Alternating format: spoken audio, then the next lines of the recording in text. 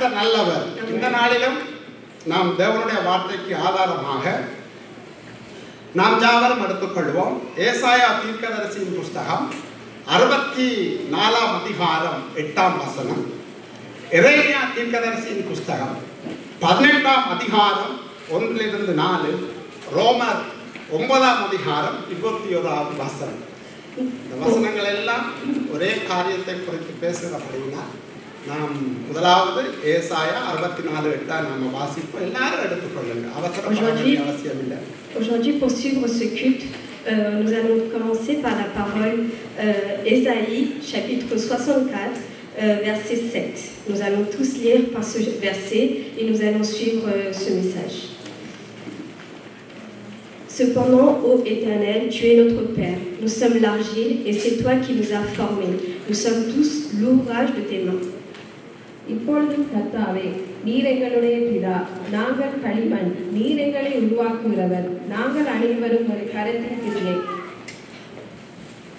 எரேமியா 18 அதிகாரம் 1-4.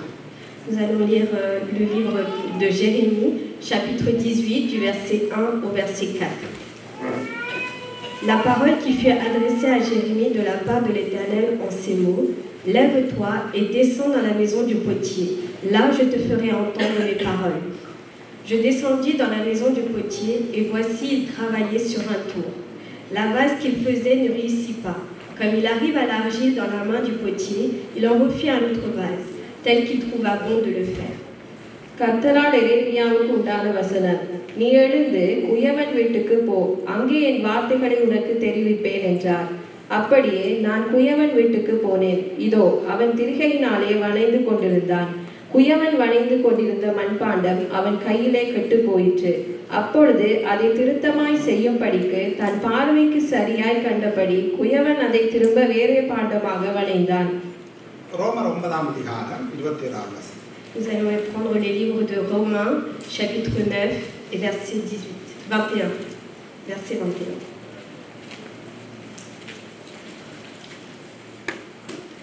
Le potier n'est-il pas maître de l'argile pour faire avec la même masse un vase d'honneur et un vase d'un usage vil? மிதியிட்ட ஒரே களிமண்ணினாலே குயவன் ஒரு பாத்திரத்தை கனமான காரியத்துக்கும் ஒரு பாத்திரத்தை கனவீனமான காரியத்துக்கும் பண்ணுகிறதற்கு மண்ணின் மேல் அவனுக்கு அதிகாரம் இல்லையோ? ஆமென்.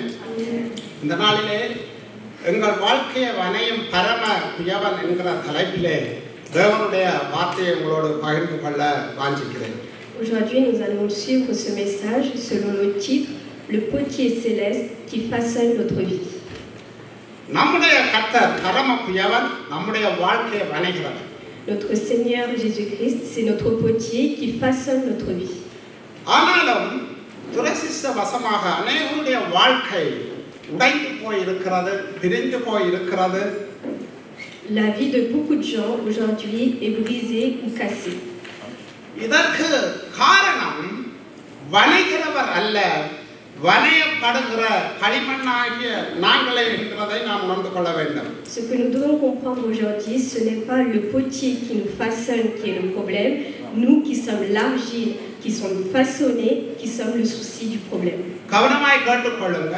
எங்களுக்குள்ளே கிரியை செய்கிற பிரிவினைகள், கசப்புகள், வைராக்கியங்கள், உள்ளத்தில் ஏற்பட்ட ஆழமான காயங்கள் மற்றும் பொல்லாத பிசாசானவன் குடும்பங்களுக்கு விரோதமாய் கிரியை செய்கிற அவனுடைய பொல்லாங்கனுக்குள்ளே சிக்கப்பட்டு இருக்கிறது தான் எங்களுடைய வாழ்க்கை வணைய முடியாத படிக்கு இருக்கிறதற்கு வலுவான காரணங்களாய் இருக்கிறது.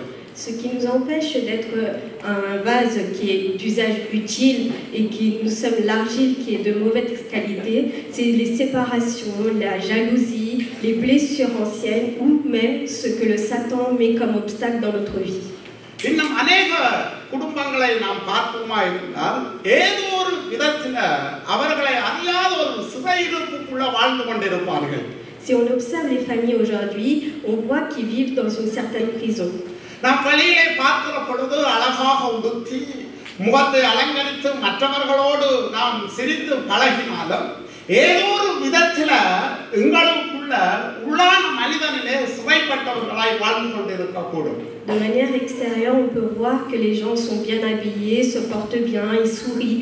Mais quand on observe à l'intérieur, ils sont brisés, ils ne sont pas bien.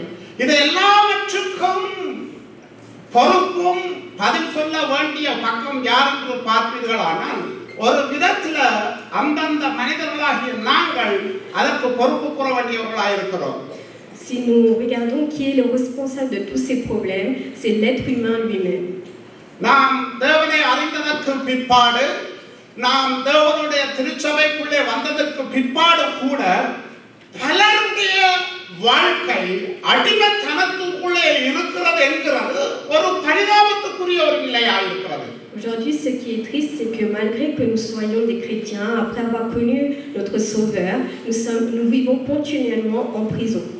ஏனென்று சொன்னால் நாம் அநேக காரியங்களிலே தேவனை அறிவதற்கு முன்பதாக எப்படி தன்னிச்சையாய் பழக்கப்பட்டோமோ அந்த காரியத்திலிருந்து விடுபடாத படிக்கும் தேவனை அறிந்ததற்கு பிற்பாடும் கூட தன்னிச்சையாய் தனித்து தீர்மானம் எடுத்து எனக்கு விருப்பமான காரியங்களை செய்வதற்கு நாம் தீவிரம் உள்ளவர்களாய் காணப்படுகிறோம். Le problème aujourd'hui, c'est que malgré qu'on a connu notre Sauveur, que nous soyons des chrétiens, nous vivons comme dans notre ancienne vie, nous prenons nos propres décisions selon nos propres volontés, et c'est ça le problème.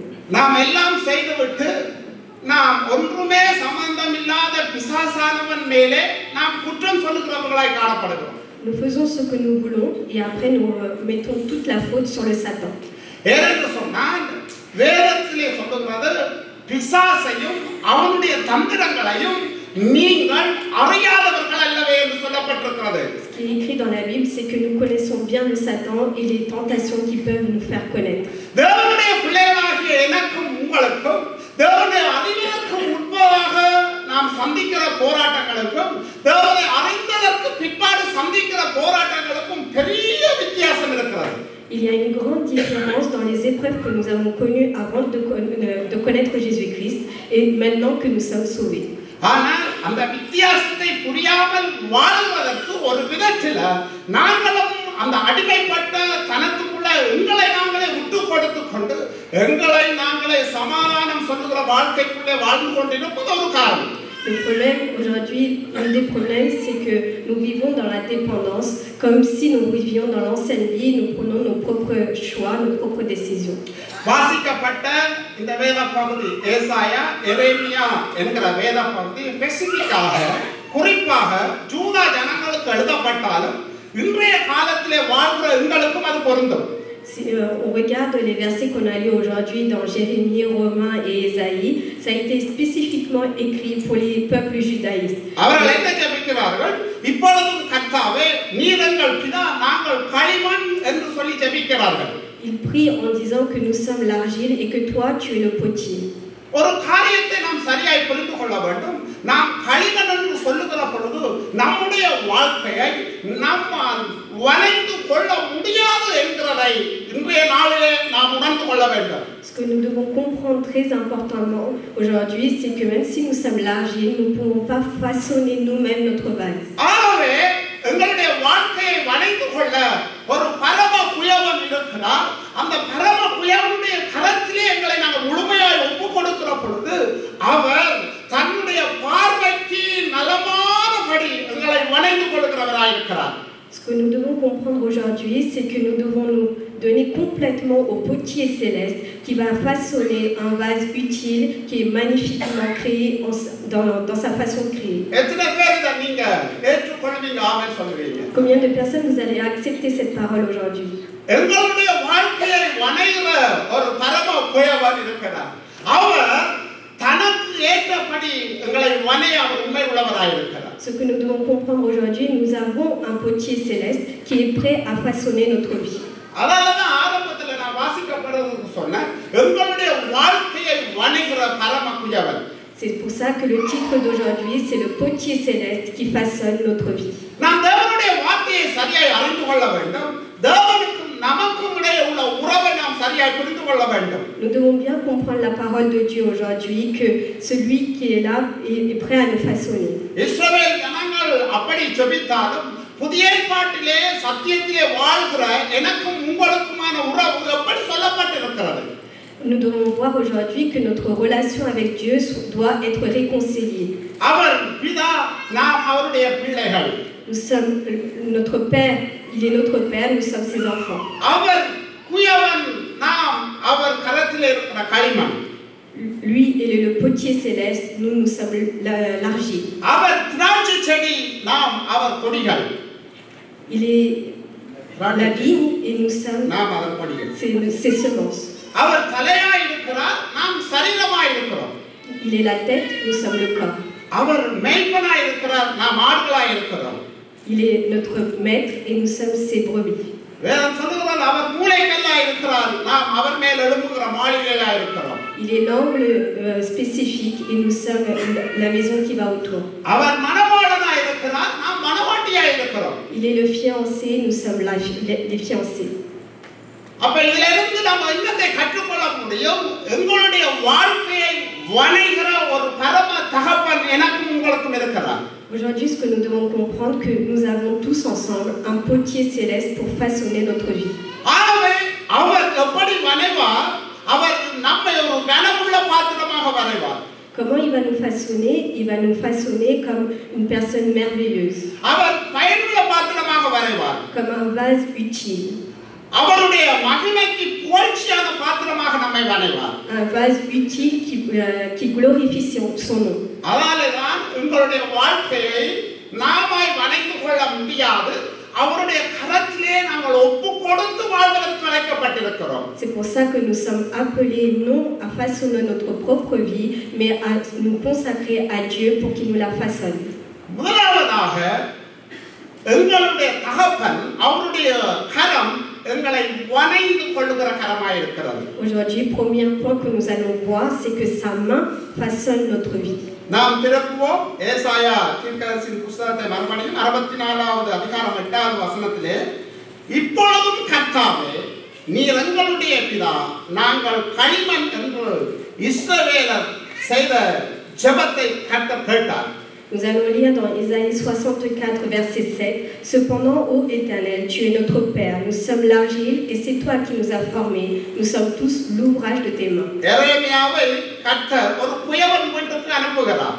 Dans Jérémie, on voit que l'Éternel envoie Jérémie chez un potier. அதைத்தான் எரேமியாவிலே நாம் 18ஆம் அதிகாரத்தில் 1 4 வாசித்தோம். C'est ce que nous avons vu dans Jérémie, chapitre 18, de versets 1 à 4. அப்ப தேவன் ஒரு காரியத்தை விளங்கப்படுத்தும் முகமாக அவர்கள் இஸ்ரவேல் ஜனங்கள், யூத ஜனங்கள் சொன்னார்கள். என்னன்னு சொன்னா, யூதா ஜனங்கள், நீர் எங்களுடைய பிதா, நாங்கள் உங்கள் கரத்தில் கிரியா இருக்கும் என்று சொன்னதால நான் தகப்பனா இருந்த நான் என்ன செய்வேன் என்பதை காண்பிக்கிறதற்காக எரேமியாவை ஒரு குயவனிடத்திற்கு அனுப்புகிறார்.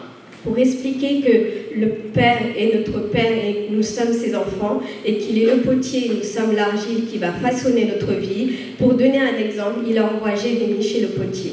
எரேமியா 18ஆம் அதிகாரம் 2-3 வசனங்களை நான் வாசிக்கிறேன். நீ எழுந்து குயவன் வீட்டுக்கு போ, அங்கே என் வார்த்தைகளை உனக்கு தெரிவிப்பேன் என்றார். அப்படியே நான் குயவன் வீட்டுக்கு போனேன், இதோ அவன் திருகையிலே வணைந்து கொண்டிருந்தான். Nous voyons dans le verset 2-3, lève-toi et descends dans la maison du potier, là je te ferai entendre mes paroles. Je descendis dans la maison du potier et voici il travaillait sur un tour. மூன்றாவது வசனத்திலே சொல்லுகிறது, அந்த குயவன் என்ன செய்து கொண்டிருந்தான்? களிமண்ணை எடுத்து திரிகையிலே வணைந்து கொண்டிருந்தான். Ce que nous voyons dans le verset 3, c'est que le potier avait pris l'argile et qu'il était en train de façonner un tour.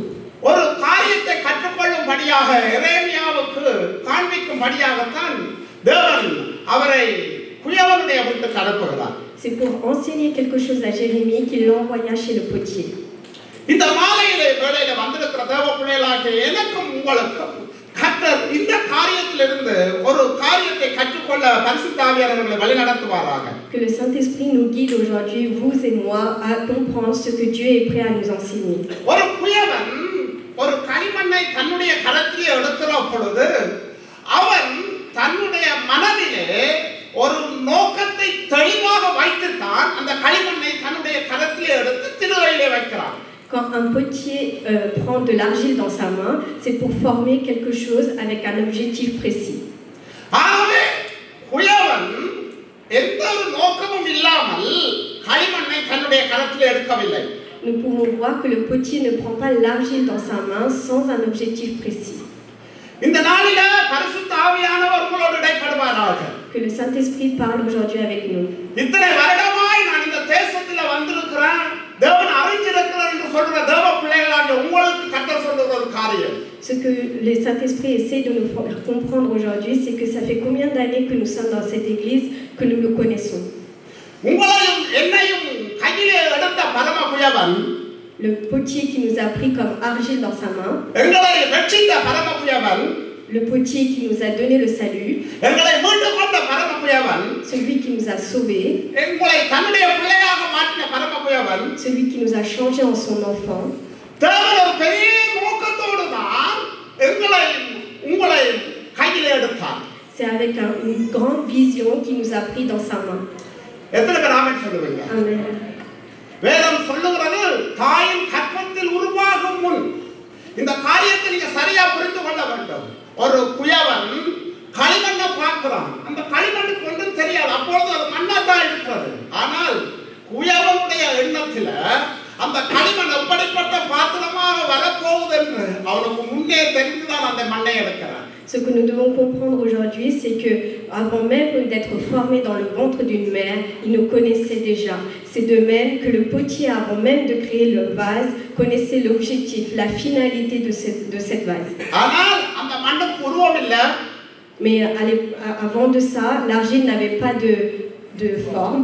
ஆனால் அந்த மண்ணை கையாளுகிற குயவனுக்கு ஏற்கனவே அந்த மண்ணினாலே உருவாக்குற ஒரு உருவம் அவனுடைய மனதிலே எண்ணத்திலே இருக்கிறது. Mais avec cette argile, il savait déjà la forme, la finalité qu'il va avoir avant même de le voir dans la réalité. உங்களுடைய வாழ்க்கையில ஒரு காரியத்தை பரிசுத்த ஆவியானவர் இந்த நாளிலே பேசுவாராக. நீங்கள் ரட்சிக்கப்பட்ட நாளிலிருந்து, தேவனை அறிந்து கொண்ட நாளிலிருந்து, பரம குயவனாகிய தேவன் நீங்கள் தாயின் கருவில் வெளிப்படுவதற்கு முன்பதாகவே நீங்கள் எப்படிப்பட்டவர்களாக இருக்க வேண்டும் என்று ஒரு சித்தத்தை உங்களுக்குள் வைத்துத்தான் நீங்க இந்த உலகத்தில் வெளிப்படுத்துகிறீர்கள். Aujourd'hui, ce que nous devons comprendre par l'aide du Saint-Esprit, c'est que Dieu nous a créés avec une volonté, une vision, et que avant même nous soyons formés dans le ventre de notre mère, le potier, il avait façonné une vase avec un objectif. ஆனால் நீங்க ஒன்று நினைக்கல, ஆனா அது ஒன்று எனக்கு தெரியலையே brother, இவ்வளவு காலமா நான் இப்படி இருக்கிறேன், எனக்கு திறமை இல்ல, எனக்கு தாளந்து இல்ல, எனக்கு இந்த வாழ்க்கையில இப்படி கஷ்டமா இருக்குது, விசா இல்ல, எனக்கு வேலை இல்ல, இப்படி பிரச்சனையா இருக்குன்னு சொல்லி இன்றைய சூழ்நிலையை பார்த்து நீங்கள் மனம் சோர்ந்து போயிருக்கலாம். Vous pouvez être découragé en voyant votre situation actuelle, que vous n'avez pas de talent, pas de capacité, pas de visa. Mais que vous soyez comme ça découragé, ce n'est pas la volonté de Dieu. இந்த காரியத்தை நீ அறிந்து கொள்ள வேண்டும். மண் போல இந்த மண்ணை ஒப்பிட்டு அவர் சொல்லுகிற பொழுது அந்த மண் இருக்கிற நிலையை பார்த்து தான் கவலைப்பட்டு கொண்டு இருந்ததோ ஒழிய குயவர் எப்படி கொண்டு போறான் என்கிற அந்த திட்டத்தை அந்த மண் அறியாத படியினால சூழ்நிலையில பார்த்து கலக்கத்தோட தான் அந்த மண் இருந்திருக்கு. L'argile, il peut être découragé en ne sachant pas en quelle forme il va prendre. Mais le potier, il avait une vision. இஸ்ரவேல் ஜனங்களை குறித்து நீங்க பார்க்கலாம். இஸ்ரவேல் ஜனங்கள் ஆரம்பத்துல தேவன் அவர்களை உருவாக்கி படைத்து வேதம் சொல்லுகிறது கொஞ்ச ஜனம், அநேக ஜனங்கள் அப்படி இல்ல, ஒரு கொஞ்ச ஜனமா இருக்கையில நான் ஒருவரை தெரிந்து கொண்டு இன்னும் பெரிய ஜாதியாக்கி அழைத்து கொண்டு வந்த இஸ்ரவேல் ஜனங்களை தேவனுடைய சித்தம் விருப்பம் என்னவா இருந்தது என்று சொன்னால் பாலும் தேரும் ஓடுகிற இந்த தேசத்தை அவர்கள் சுதந்திரிக்க வேண்டும். Quand on observe le peuple d'Israël, on peut voir que quand ils étaient un petit peuple, Dieu avait déjà planifié d'en faire une grande nation à travers un seul homme, de les faire traverser dans un pays où il y a le miel et le lait qui coule. அவர்கள் திரும்ப மறுபடியும் தேவனுடைய சித்தத்தை அறிந்திருந்தும் தேவ சித்தத்துக்கு தங்களுடைய வாழ்க்கையை ஒப்பு கொடுக்காமல் இருந்தவர்கள் நீங்கள் பார்க்கலாம் பழைய ஏற்பாட்டில் அவர்கள் அழிக்கப்பட்டார்கள். Mais nous pouvons observer que le peuple d'Israël, au lieu d'écouter en sachant la volonté de Dieu, à obéir à Dieu, ils ont été repoussés. ஆனால் தேவன் மாறாதவராக அன்புள்ளவராக ஒவ்வொரு சூழ்நிலைகளிலும் வேதம் சொல்லுகிறபடி பகல் பகலில் மேகஸ்தம்பமாய் இரவில் அக்கினி ஸ்தம்பமாய் அவர்கள் சந்தித்த ஒவ்வொரு தடைகளிலும் கர்த்தருடைய கரம் வல்லமையாய் வெளிப்பட்டு நடந்து கொண்டுதான் வந்தது. Nous pouvons observer que Dieu n'a pas changé. Il a accompli sa parole et qu'il les a guidés de devant et de derrière. அப்படிப்பட்ட தேவன், அவர் கிரியை செய்த தேவன் இன்றும் மாறாதவராய் எங்களுடைய வாழ்க்கையை நாங்கள் ஒப்புக் கொடுத்த நாளிலிருந்து இந்நாள் வரைக்கும் அவர்களை நடத்துவதற்கு அவர் உண்மை உள்ளவராய் இருக்கிறார். Ce que nous pouvons aussi observer, c'est que celui qui les a guidés hier, le peuple d'Israël, aujourd'hui, il est prêt à nous guider, nous, aujourd'hui. எத்தனை பேர் நீங்க உங்களோட வாழ்க்கையில உணர்ந்து கொண்டிருப்பீங்க, தாய் கர்ப்பத்தில் வெளிப்பட்ட நாளில் இருந்து இந்த நிமிஷம் வரைக்கும் நீங்கள் நடந்து வந்த பாதைகள், கடந்து வந்த பாதைகள் ஒவ்வொன்றிலும் கர்த்தருடைய கரம் வெளிப்பட்டதை நீங்க உணர்ந்திருக்கிறீங்க. Combien de personnes vous pouvez ressentir que depuis le jour où vous avez été formé dans le ventre de votre mère et que vous êtes né jusqu'à aujourd'hui, que c'est lui qui vous a guidé et élevé. தேவனுடைய பார்வை என்கிறது அது ஒரு சாதாரண மனிதனாகிய ஒரு தகப்பனாய் இருந்து நான் என்னுடைய பிள்ளையை பார்க்கிறதுக்கு 1000 மடங்கு அது மேலான பார்வையாய் இருக்கிறது. Nous pouvons comprendre que le regard de notre Dieu est 1000 fois plus de valeur qu'un père qui nous guide aujourd'hui. நம்மளை அழைத்தவரும் உருவாக்கினவரும் பேர் சொல்லி அழைத்த தேவனுடைய சரியான அவருடைய உண்மையான குணாதிசயத்தை நாம் அறியாத வேளையில தான் பல வேளைகளில் நாம் தேவனுக்கு கொடுக்க வேண்டிய கனத்தை கொடுக்காதவர்களாக நாம் தன்னிச்சையாய் வாழ்ந்து கொண்டிருக்கிறோம். C'est en ne comprenant pas les attributs de notre Sauveur que nous vivons selon notre propre volonté et que nous n'arrivons pas à nous consacrer à Dieu. எங்களுடைய வாழ்க்கையில இந்த உலகத்துல வாழ்ற எல்லா மனுஷரை காட்டிலும் ஒரு மேன்மையான ஒரு உன்னதமான வாழ்வு வாழ்வதற்கு தான் கர்த்தர் என்னையும் உங்களையும் தாயின் கற்பத்திலிருந்து வேர்பெடுத்திருக்கிறார். Aujourd'hui, si au milieu de tout ce peuple nous avons été choisis, c'est que nous devons vivre une vie merveilleuse au sein de sa main. இஸ்ரவேல் ஜனங்களுக்கு கர்த்தர் கொடுத்த வாக்குத்தத்தத்தை கொடுத்தவர் அப்படியே விடவில்லை, வாக்கு பண்ணினவர் கடைசி வரைக்கும். காலேபும் யோசுவாவும் அடுத்த சந்ததியாய் பிறந்த இளம் தலைமுறையினர் இந்த எழுத்தின் படியான கானான் தேசத்தை அவர்கள் சுதந்திரிக்கும் வரைக்கும் கர்த்தர் அவர்களோடு கூட இருந்தார். Dieu a été avec le peuple d'Israël en choisissant une nouvelle génération, en prenant Caleb et Josué pour accomplir la promesse qu'il avait faite au début. ஒன்றை நீங்கள் சரியாய் புரிந்து கொள்ள வேண்டும். உங்களுடைய வாழ்க்கையிலே நீங்கள் எதிர்பார்க்கிற காரியம், நீங்கள் திட்டமிடுகிற காரியம், நீங்கள் விரும்புகிற காரியம் உங்களுக்கு கிடைக்காமல் இல்லாமல் போனதாலே அங்கே கர்த்தருடைய கரம் இல்லை என்கிற ஒரு தவறான அவவிசுவாசத்துக்குள்ளே நீங்கள் வந்துவிடக்கூடாது. Vous ne devez pas perdre la foi quand vous voyez que vos objectifs, vos attentes n'ont pas été accomplis. இஸ்ரவேல் ஜனங்களுக்கு எப்படி நான் நடத்துவேன் என்கிறத எரேமியாவுக்கு கற்றுக் கொடுக்கும்படியாகத்தான் எரேமியாவை குயவன் வீட்டுக்கு தேவன் அனுப்புகிறார். C'est pour guider, pour observer comment le peuple d'Israël a été guidé que Dieu envoya Jérémie chez le potier. என்ன சொல்லுகிறார்? குயவன் தன் பார்வைக்கு நலமாய் வரும் வரைக்கும் அந்த பாத்திரத்தை அவன் தன்னுடைய கையால் வளைகிறான். Nous voyons que le potier, jusqu'à qu'il réussisse un beau vase utile, il recommence. நீங்க எத்தனை பேர் குயவன் வளைகிறதை பார்த்தீர்களோ தெரியாது, நானும் பார்க்கல. ஆனா படத்துல பார்த்திருக்கிறேன். அவர் அந்த கரத்தை வைத்து கையை எப்படி அசைக்கிறாரோ அந்த அசைவுக்கு தக்கதாய் அந்த பாத்திரம் உருவாகிறதை நீங்கள் பார்க்க முடியும். Je ne sais pas combien de personnes ont pu observer un potier qui forme un vase, mais nous pouvons voir sur YouTube que comment, dès qu'il installe sa main et le vase prend forme autour. அவர் வணைகிற பொழுது அவருடைய முழு எண்ணமும் முழு சிந்தையும் அந்த வணைகிறதிலேயே இருக்கும் ஒழிய யாரோடும் பேசிக்கொண்டு வணைந்து கொள்ள மாட்டார். Le potier ne perdra pas de temps avec quelqu'un d'autre, mais il sera dans l'objectif, dans toute sa pensée, à créer et former son vase. ஒரு சாதாரணமான ஒரு களிமண்ணை ஒரு வணைகிற ஒரு குயவன் தன்னுடைய கரத்தில் இருக்கிற அந்த களிமண்ணை எடுத்து தன் எண்ணத்துல சிந்தையில உருவாகிற பாத்திரம் வரும் வரைக்கும் அதை சரியாய் வடிவமைப்பானால் என்னையும் உன்னையும் பிரித்தவர் நான் உருவாகும் வரைக்கும் என்னை கைவிடாத ஒரு நல்ல தகப்பனாய் என்னுடைய வாழ்க்கையிலே அவர் கூட வருகிறவராய் இருக்கிறார். Ce que nous pouvons voir aujourd'hui, c'est que si un potier céleste du monde terrestre prend le temps de bien façonner, de réussir son vase, nous pouvons regarder 1000 fois plus que notre Seigneur, notre Créateur, veut façonner notre vie d'une meilleure façon pour nous.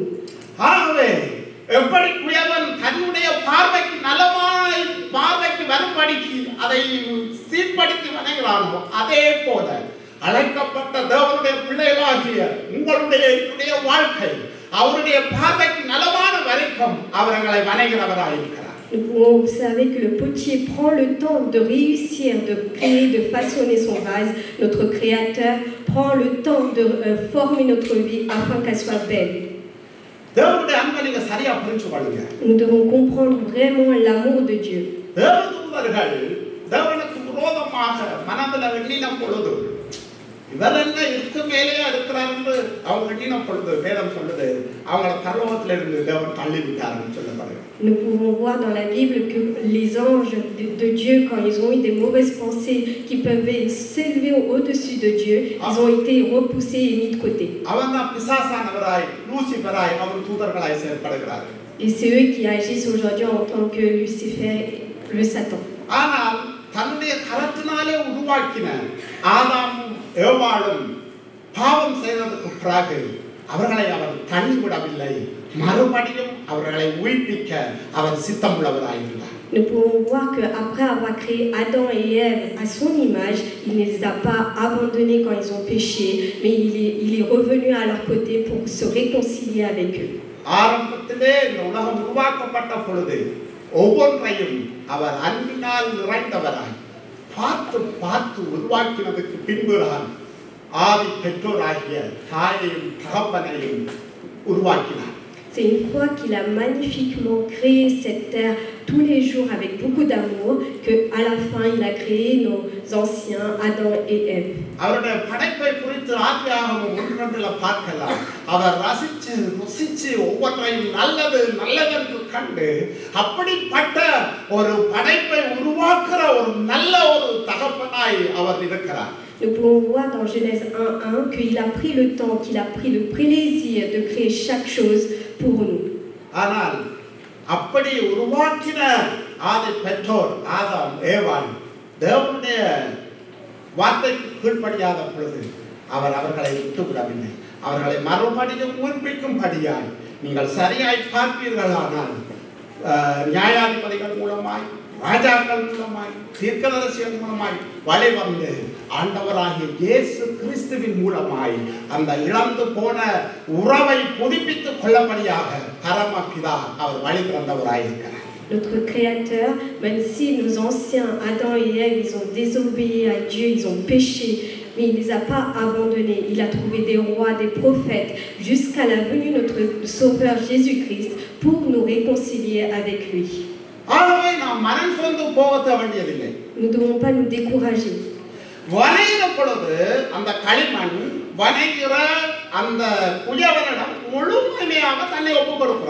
Quand l'argile est façonnée, il se consacre complètement au potier.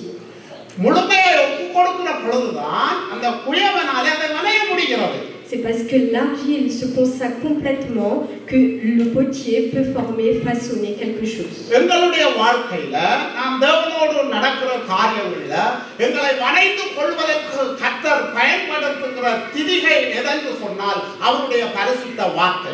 Ce qui nous permet aujourd'hui à notre Créateur de nous façonner, c'est sa parole.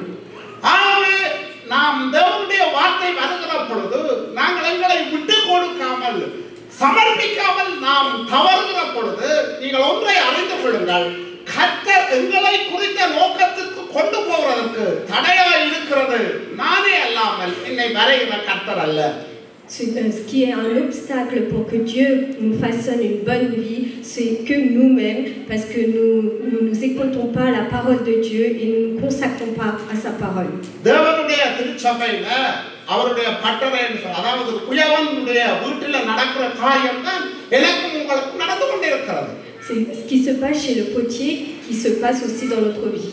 எத்தனை பேர் நாம் ஒவ்வொரு நாளிலும் உருவாக்கப்படுகிறேன் இல்லாவிட்டால் மாற்றப்படுகிறேன் என்கிற அனுபவத்துக்குள்ளே நாம் கடந்து கொண்டு வருகிறோம். Combien de personnes ressentent que chaque jour ils sont façonnés par le potier? அதாலதான் உங்களுடைய கிறிஸ்தவ வாழ்க்கை என்கிறது நாளுக்கு நாள் மறுரூபமாகிற வார்த்தை. அந்த வாழ்க்கை எதனால் உண்டாகிறது என்றால் தேவனுடைய வார்த்தையினாலே உண்டாகிறது. Comment notre vie est transformée chaque jour en la créature que Dieu attend, c'est quand on se consacre complètement à sa parole. இன்றைக்கு உங்கள் மத்தியில் ஒரு காரியத்தை சொல்லுகிறேன்.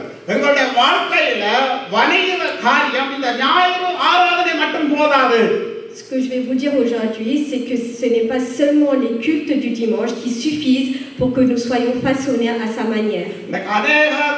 நாம் எங்களுடைய திறமையினால் வணைந்து கொள்வோம் இல்லாவிட்டால் எங்களுடைய முயற்சியினாலே வணைந்து கொள்வோம் என்று சொல்லிவிட்டு தேவ கரம் செயல்படாத படிக்கு தடையாய் நீங்கள் இருந்து கொண்டிருக்கிறீர்கள். Vous êtes nous-mêmes des obstacles avec notre propre talent, avec notre propre capacité que nous allons façonner notre vie. தேவனுடைய வார்த்தையை கற்றுக்கொள்வதற்கும் அதை கேட்கிறதற்கும் எந்த குடும்பம் எந்த ஒரு தனி மனுஷன் தீவிரப்படுகிறானோ அந்த மனுஷனுடைய வாழ்க்கை வணையப்படுகிறது. Celui qui se consacre à la parole de Dieu pour être corrigé et qui se repent, alors il pourra être mené comme Dieu veut. நாம் வாழ்கிற வாழ்க்கை ஒரு பிஸியான வாழ்க்கை தான். C'est vrai que nous vivons une vie très occupée. ஆனா நாம் எதுக்கு முக்கியத்துவம் கொடுக்கணும் என்று தேவ பிள்ளைகளாகிய எனக்கும் உங்களுக்கும் ஒரு ஞானம் இருக்க வேண்டும். Mais nous, les enfants chrétiens, nous devons savoir à qui nous devons donner la priorité. தேவனுடைய பிள்ளைகள் நாம் எதற்கு முக்கியத்துவம் கொடுக்கிறோம்? À quoi nous donnons la priorité aujourd'hui?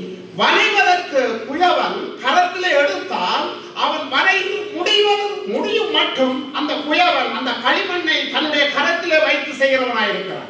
Nous voyons que quand le potier façonne quelque chose avec l'argile, il ne lâche rien, il va jusqu'au bout de ce qu'il a mis comme objectif de créer. எங்களுடைய வாழ்க்கையிலும் எங்களுடைய மனம் புதிதாவதற்கும் நாங்கள் வணைந்து கொள்வதற்கும் கர்த்தர் வைத்திருக்கிற பெரிய ஆயுதம் தேவனுடைய வார்த்தை. Ce que nous voyons aujourd'hui pour que Dieu façonne et transforme notre vie, c'est la parole de Dieu.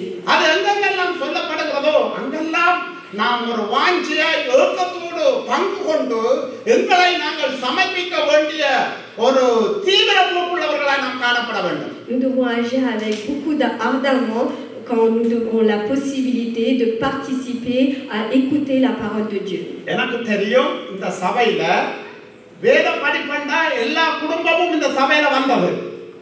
Je sais que les gens de l'église venaient à l'étude biblique le mercredi. ஆனா இப்ப இல்ல. Mais plus maintenant. Pourquoi? நீங்க வளர்ந்துட்டீங்களா? Vous avez grandi. இல்லாட்டி வளர்ந்து முடிஞ்சதா உங்களுக்கு? Vous avez été façonné. அப்ப நீங்க பயனுள்ளவர்களா இருக்கணும். Alors vous devez être utile. அப்ப ஒரு குயவன்கிட்ட வணைஞ்சு ஒரு பொருள் வெளியில போகுமா இருந்தா அந்த பொருள் என்னவா இருக்கும்? பயனுள்ளதா இருக்கும். Nous voyons que le potier, une fois qu'il a façonné son objet, il va devenir utile. ஆனா நாம் யாரும் பூரணமானவர்கள் அல்ல.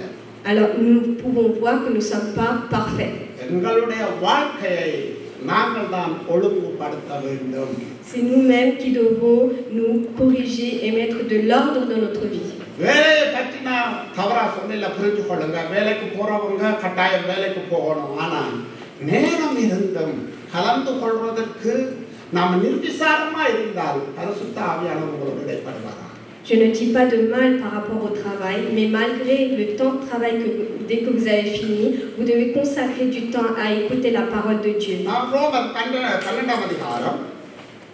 Nous allons regarder Romains chapitre 12, verset 2.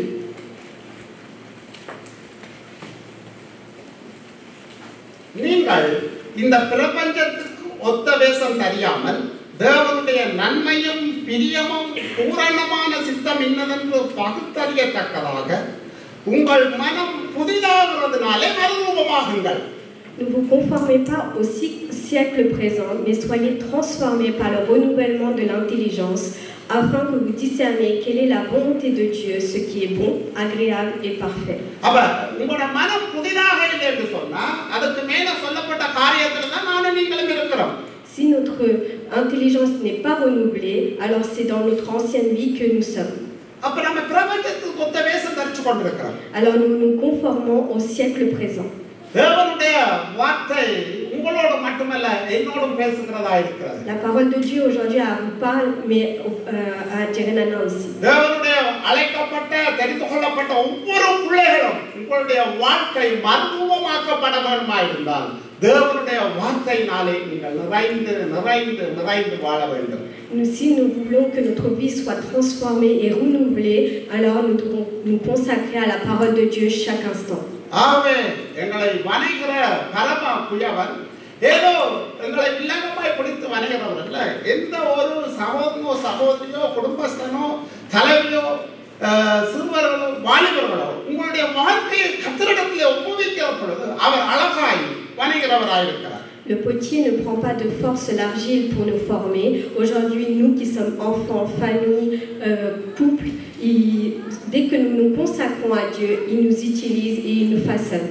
சில பேர் சொல்லுவாங்க வணைகிற பொழுது பிரதர் உங்களுக்கு நோவு உண்டாகும், அதை எப்படி ஒப்பு கொடுப்பாங்கன்னு சொன்னால் ஒரு பாத்திரத்தை வணைகிற பொழுது அதில் வர சின்ன கல்லுகள் ஏதாவது இருக்குமெண்டா அதை எடுத்துடுவாங்க, எடுக்க நோவு உண்டாகும் என்று பிரசங்கிப்பாங்க. Nous pouvons comprendre dans différents enseignements que quand le potier façonne l'argile, qu'il y a des douleurs quand il enlève les petites pierres qui sont inutiles. ஆனால் நம்ம ஒன்றை சரியாக அறிந்து கொள்ள வேண்டும், வணைகிறதுக்கு ஒப்பு கொடுத்தவர் யாருடைய நம்ம ஒப்பு கொடுத்திருக்கிறோம். Mais nous devons comprendre à qui nous nous sommes consacrés pour être façonnés. எங்களுடைய வாழ்க்கையில வணைகிற பக்கங்களில் நாங்கள் சந்திக்கிற போராட்டங்களில இல்லாவிட்ட பாவமான காரியங்களில வணைகிறவரை விட வனைய ஒப்பு கொடுக்காத நாங்கள் தான் அதிகமான காரியங்களில் ஈடுபட்டிருக்கிறோம். Nous pouvons voir que, mis à part les épreuves et les douleurs que nous vivons dans la manière d'être façonnés, c'est nous-mêmes qui sommes un obstacle et pour que Dieu nous façonne. Quand la parole vient vers nous, nous disons que ce n'est pas pour nous, mais pour nos frères.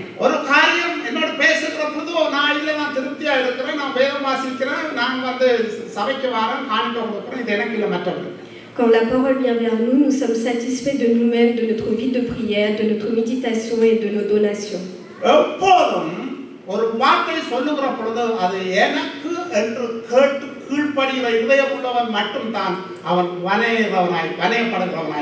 Nous devons avoir toujours un cœur qui nous acceptons à chaque instant que la parole est toujours pour nous afin d'être façonnés.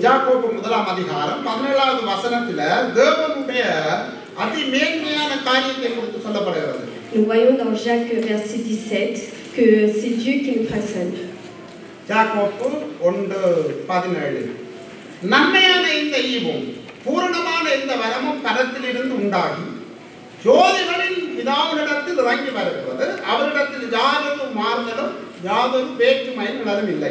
Toute grâce excellente et tout don parfait descendant d'en haut du Père des Lumières, chez lequel il n'y ait ni changement ni ombre de variation.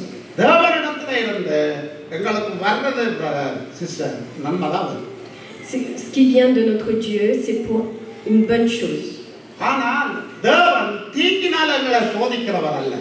Dieu ne nous donne pas des épreuves pour notre mal.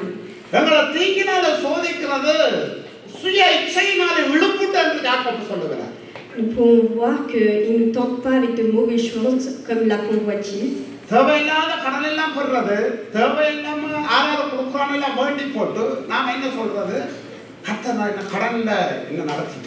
Quand nous nous endettons nous-mêmes, après nous disons que c'est le Dieu qui nous a guidés comme cela. Priez pour moi. Il faut que je me sois libéré de mes endettements.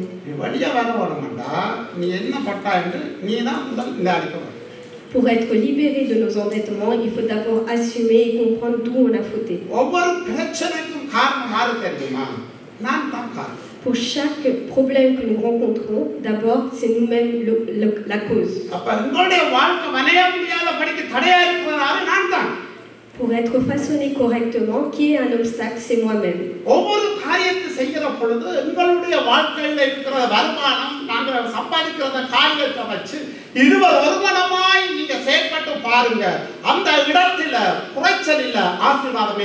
Quand nous avons un projet, nous devons regarder tout le salaire, tout ce que nous recevons, discuter en couple et décider dernièrement. Et comme ça, on aura la bénédiction de Dieu. Je vous le dis avec இந்த எத்தனை குடும்பத்தில் ஒரு கணவன் செய்யறத மனைவிக்கு தெரியாமல் நீங்க செய்து கொண்டிருக்கிறீங்க? Aujourd'hui, je vous pose une question. Combien de maris font des choses et dont la femme ne connaît pas? எத்தனை மனைவி கணவனுக்கு தெரியாமல் நீங்க செய்து கொண்டிருக்கிறீங்க? Et combien de femmes agissent derrière le dos de leur mari? அங்க ஆசீர்வாதம் இருக்காது. Alors là-bas, il n'y aura pas de அங்க bénédiction. தேவன் அந்த குடும்பத்தை வளைய மாட்டார். Alors Dieu ne façonnera pas leur vie. அங்க ஒருமனம் இருக்காது. Il n'y aura pas de unité. அங்கோட கர்த்தருடைய கரம் இருக்காது. Il n'y aura pas la main de Dieu. கர்த்தருடைய கரம் இருக்க வேண்டுமாயிருந்தா, அவர் எங்களை சரியா வளைச்சு கொள்ள வேண்டுமாயிருந்தா, எங்களுக்குள்ள ஒளிவு மறைவு இல்லாத உண்மையான ஒரு அன்பு குடும்பத்தில் இருக்க வேண்டும். Si nous souhaitons la main de Dieu, la bénédiction de Dieu, alors il doit avoir une unité entre nous et pas de cachotterie. வேதம் என்ன சொல்றது? நல்ல மரம் நல்ல கனியை கொடுக்கும். Nous voyons dans la Bible qu'un bon arbre donne de bons fruits. கெட்ட மரம் கெட்ட கனியை கொடுக்கும். Un mauvais arbre donne de mauvais fruits. அப்ப மரத்துக்கே அந்த நியதி மாறாது. Si nous voyons ces conditions-là pour des arbres, அப்ப எங்களுடைய நடவடிக்கை நாங்க செய்யற காரியம் நல்லதா இருந்தா அங்க என்ன உண்டாகும்? alors de même dans notre vie, si nous prenons de bonnes décisions, il y aura quoi à la fin? அங்க நன்மை உண்டாகும். Il y aura une bonne chose à அப்ப கர்த்தர் அங்க வளைவாரா இருந்தா அங்க முடிவு என்னவா இருக்கும்? சம்பூர்ணமான ஒரு பிரயோஜனமுள்ள ஒரு பாத்திரமா நாங்க விளங்குவோம். Si Dieu façonne notre vie, alors nous serons un objet utile à la fin. எங்களுடைய வாழ்க்கையில தேவன் வளைவதா இருக்குமா இருந்தா அங்க என்ன இருக்காது? ஒளிவு மறைவு இருக்காது. Si nous laissons à Dieu façonner notre vie, alors il n'y aura pas de cachotterie. இப்ப இதை கேட்கிற பொழுது இப்ப நீங்க ஆறாவது நினைக்கலாம் இவருக்கு சொல்றா இவரை காய்க்கிறாரு. நான் ஆருக்குமே சொல்லல.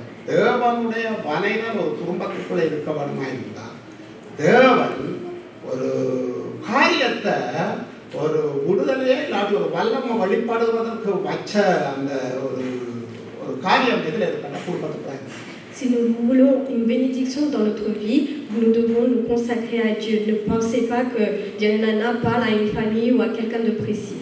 ஏன்னா நீங்க பாருங்க ஆரம்பத்திலே இருந்து தன்னுடைய சித்தத்தையும் திட்டத்தையும் தேவன் வழி கொண்டு வரதுக்கு பயன்படுத்தினது ஒரு குடும்பத்தை தான். Nous pouvons voir que Dieu a eu un objectif en créant un couple, une famille au début. ஆதியிலே இருந்து கணவன் மனைவிக்குள்ள தாங்க செய்த பிழையை ஒத்துக்கொள்ளாம ஒருவரை சாட்டினாங்க. ஏவாள் சொன்ன பிசாசு என்ன பஞ்சிட்டு, ஆதாம் சொன்னா நீ எனக்கு மனைவியாய் தந்த ஏவாள் என்று சொன்ன. Nous pouvons voir au début de la Bible que de la création de cette terre, que le mari jette la faute sur sa femme et le mari sur sa femme. அந்த காரியம் இன்று வரைக்கும் தேவன் ஒரு குடும்பத்தையே ஒரு தனிப்பட்டதை வணைந்து கொள்ள முடியாத படிக்கு தடையா இருக்கிறதுக்கு காரணம் என்ன தெரியுமா?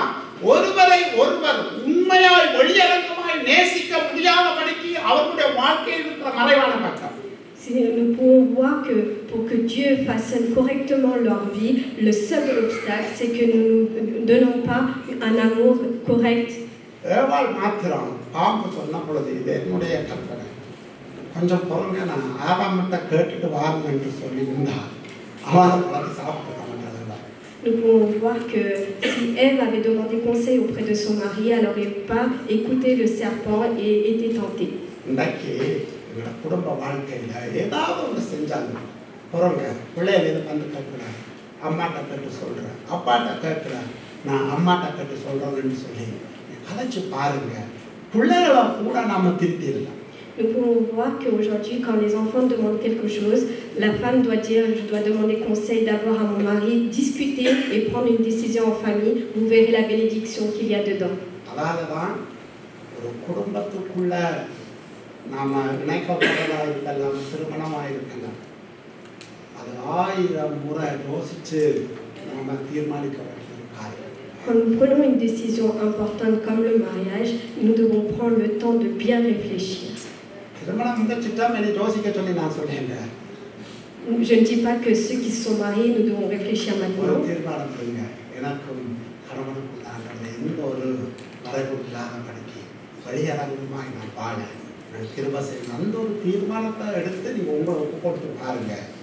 உங்களுக்கு எதிராக பிசாசு மட்டும் இல்லை, மனுஷர்களும் உங்களுக்கு எதிராக நிற்க முடியாது. Mais vous pouvez prendre une décision importante aujourd'hui, c'est que je ne cacherai plus rien à mon mari et prendre une décision en unité. Alors même le Satan ou les hommes aujourd'hui ne pourront rien contre votre couple. தேவன் வணைந்து கொள்ளுகிற ஒரு குடும்பமாக இருக்கலாம், தனிப்பட்டவர்களாக இருக்கலாம். அவர்களுக்குள்ள முழுமையாக தங்களை ஒப்பு கொடுக்கணும், விட்டு கொடுக்கணும். இந்த சூழ்நிலையிலும் கடைசி வரைக்கும் உங்களோடு கூட இருந்து வணைகிற ஒரு நல்ல தகப்பனாக இருக்கிறார். Si nous donnons aujourd'hui en tant que couple ou famille ou une personne individuelle, nous consacrons notre vie à Dieu pour qu'il nous façonne, alors il y aura une bénédiction. ஆகவே இந்த ஆலோசனைகளை அன்று ஜூதா ஜனங்கள் அவர்கள் தேவனை விட்டு வழி விலகி போயிருந்த காலத்தில் அவர்கள் தேவனை நோக்கி என்கிறார்கள். ஏசாயில பார்த்தோம், நீங்கள் தான் எங்களுடைய பிதா, நாங்கள் உங்களோட கரத்தில் இருக்கிற களிமண், நாங்கள் பிள்ளைகள் என்ற பொழுது ஒரு அருமையான பாடத்தை எரேமியாவுக்கு கற்றுக் கொடுத்தார். எரேமியாவில் 18ஆம் அதிகாரத்தில் உங்களை நான் பார்த்தோம். அதே பாடத்தை இன்றும் அவர் உருவாக்குறவராய் அழைக்கப்பட்ட நாளிலிருந்து இந்த நாள் வரைக்கும் அவருடைய கரத்தில் உங்களை ஒப்பு கொடுத்து அவருடைய வார்த்தைகள் உங்களை நோக்கி வருகிற பொழுது அதற்கு நீங்கள் கீழ்ப்பணிந்து இவரை ஒப்பு கொடுப்பீர்களான நிச்சயமாய் உங்கள் வாழ்க்கையை வணைகிற ஒரு நல்ல ஒரு தகப்பன் எனக்கு.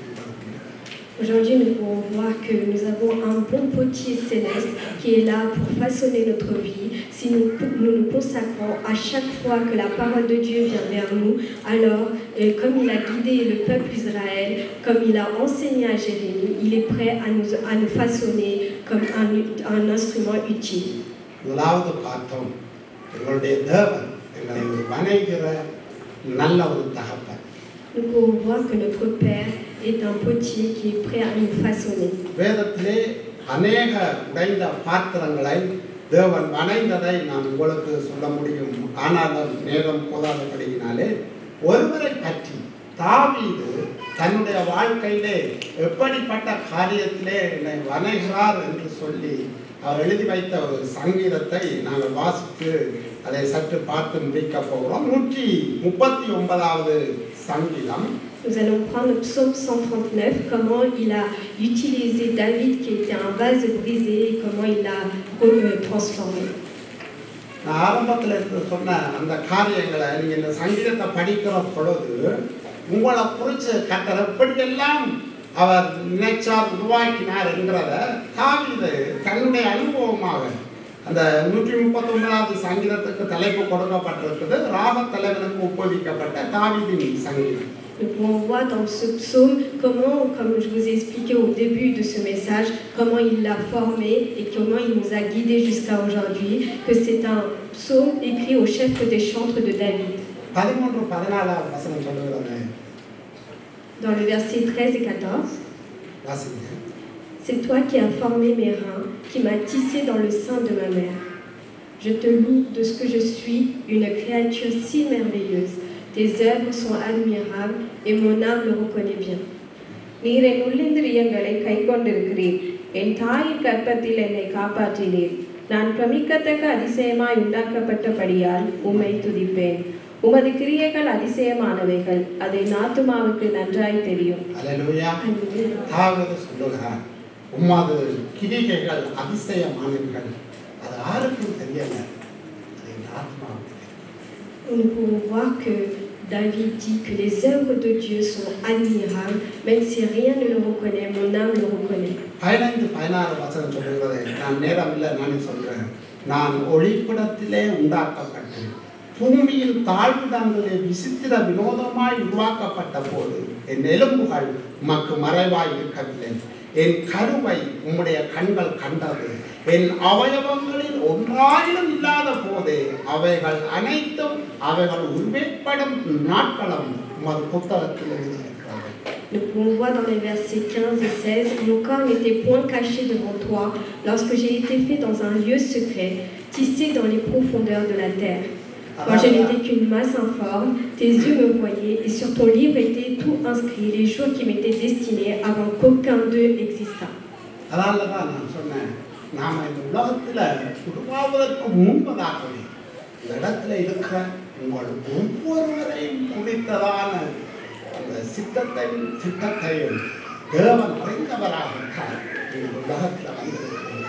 வேதம் சொன்னது எங்களோட விரலாக இருக்கலாம், எங்கள் அவயவங்களாக இருக்கலாம், ஒவ்வொன்றும் உருவேற்படும் நாள் முதலாக அவருடைய புத்தகத்தில் எழுத வைக்கப்பட்டிருக்கு. அப்படியானால் கர்த்தர் உங்களை மறந்து விடுவாரா?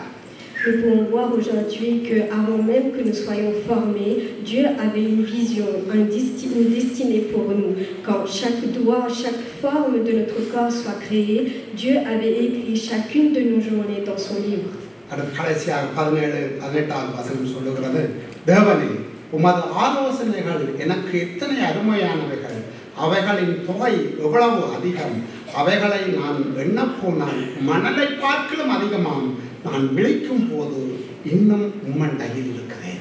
Nous pouvons voir dans le verset 17-18 que tes pensées, ô Dieu, me semblent impénétrables, que le nombre en est grand. Si je les compte, elles sont plus nombreuses que les grains de sable. Je m'éveille et je suis encore avec toi.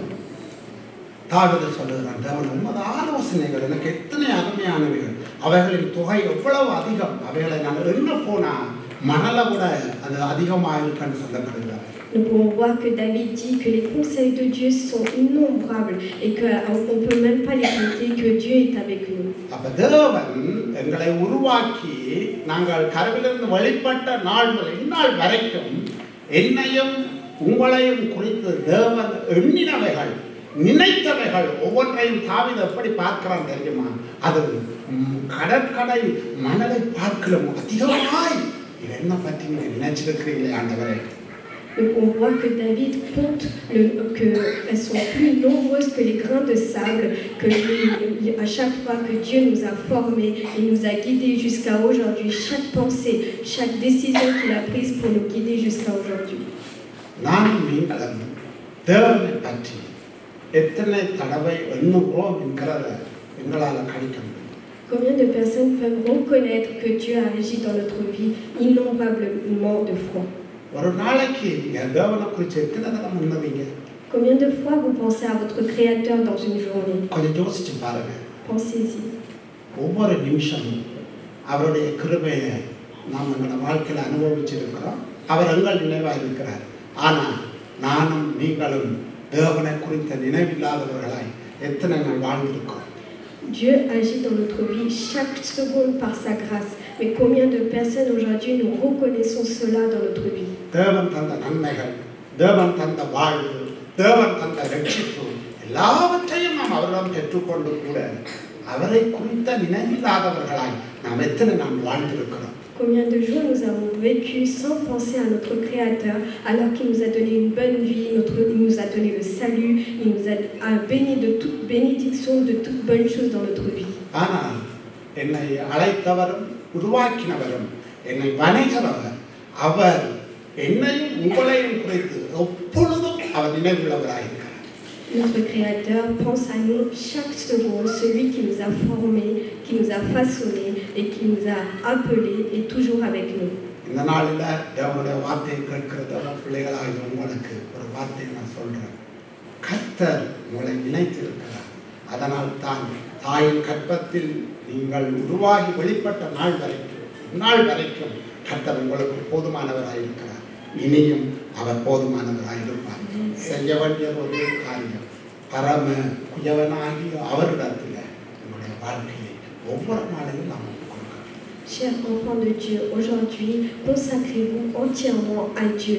Il est prêt à être suffisant dans votre vie à chaque instant si nous nous laissons faire pour qu'il nous fasse à sa façon. நாம் எழுத்திலிருந்து தேவ சமூகத்தில் ஒரு பாடலை பாடி ஒரு ஒப்பு கொடுத்தலோடு இந்த நாளில் நாம் ஆராதனையை முடிக்க போகிறோம். நாம் கண்களை மூடி தேவனுடைய சமூகத்தில் வேதம் சொல்லுகிறது, நாம் களிமண், அவர் பரம உயர்வனாய் இருக்கிறார். ஆகவே நாம் அவரிடத்திலே எங்களை நாங்கள் ஒப்பு கொடுக்கிற பொழுது அவர் என்னுடைய பார்வைக்கு அல்ல, தன்னுடைய பார்வைக்கு நலமான ஒரு பாத்திரமாக என்னையும் உங்களையும் வணைந்து கொள்ள அவர் உண்மையுள்ளவர்.